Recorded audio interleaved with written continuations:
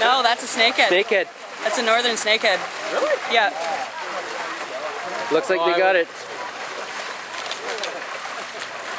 Yeah, big guys, eh? Oh, we don't know. No, I saw the tail. That was a snakehead.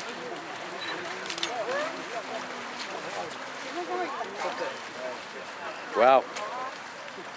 Is that it? Yeah, that was him.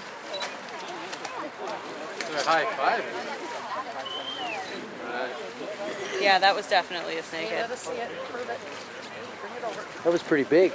Yeah, they are. Here to see it. The koi have the V-tails. Snakehead have these big, wonderful round tails on them. Yeah, I'm the one that's been videotaping it.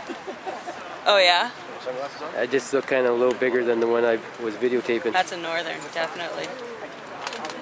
Until I see that it's not black. If it's black, then it's a giant.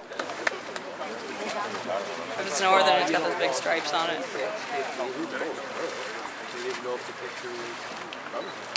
Is that it, guys? Yeah. Awesome. Can we get a picture of it in the bucket? Oh, there we go. Okay. Right here. Right here, guys. Wow. It's on. What are they going to do with him now? Excuse me.